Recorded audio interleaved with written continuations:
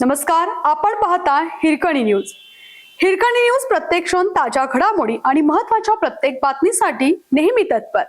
बेळगाव मेळाव्यास प्रवेश बंदी. संतापलेल्या शिवसैनिकांनी कोल्हापूर बस स्थानकात कर्नाटकच्या बसेस अडवून दिल्या घोषणा. महाराष्ट्र एकीकरण समिती व मराठी भाषकांच्या वतीनं बेळगावात आयोजित केलेल्या मेळाव्यास परवानगी नाकारली व मराठी भाषक नेत्यांना बेळगावच्या जिल्हाधिकाऱ्यांनी प्रवेश बंदी केली. याच्या निषेधार्थ आज शिवसेनेने ठाकरे गट येथील मध्यवर्ती बस स्थानकात कर्नाटकच्या एसटी बसेस अडवून जोरदार निदर्शने केली. बेळगाव येथे आजपासून कर्नाटक राज्याचे हिवाळी अधिवेशन सुरू होत आहे. या पार्श्वभूमीवर महाराष्ट्र एकीकरण समिती व मराठी भाषकांच्या वतीनं महामेळाव्याचं आयोजन करण्यात आलं होतं. या मेळाव्यास परवानगी नाकारली व महाराष्ट्रातील मराठी भाषक नेत्यांना प्रवेश बंदी केली. या कर्नाटक सरकारच्या कृतीबद्दल सीमाभागात संतापाची लाट उसळली आहे. याचा निषेध नोंदवण्यासाठी आज उद्धव बाळासाहेब ठाकरे शिवसेनेतर्फे सहसंपर्क प्रमुख विजय देवणे, उपनेते संजय पवार यांच्या नेतृत्वाखालील येथील मध्यवर्ती बसस्थानकात आलेल्या कर्नाटकच्या एसटी बसेस अडवण्यात आल्या.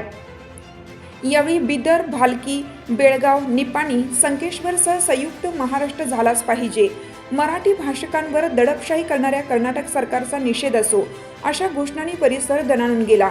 काही काळ या बसेस अडवून ठेवल्यानंतर या बसेसवर जय महाराष्ट्राचे फलक लावून त्या सोडण्यात आल्या.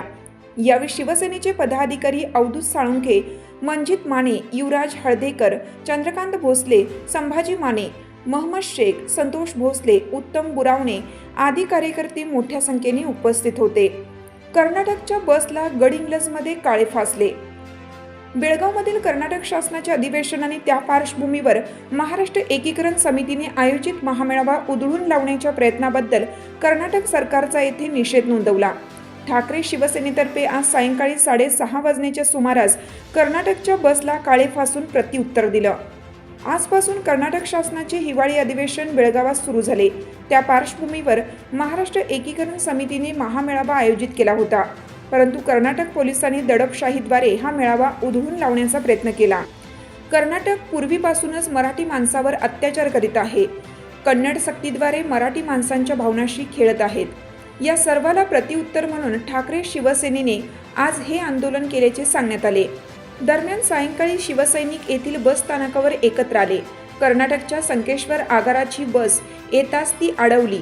यावेळी शिवसैनिकांनी जय महाराष्ट्राच्या घोषणा दिल्या आणि बसवरील कन्नड अक्षरावर काळे फासले.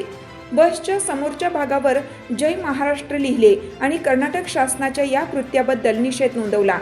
तसेच बेळगाव, भालकी, बिदर व निपाणीसह संयुक्त महाराष्ट्र झालाच पाहिजे अशी जोरदार मागणी केली.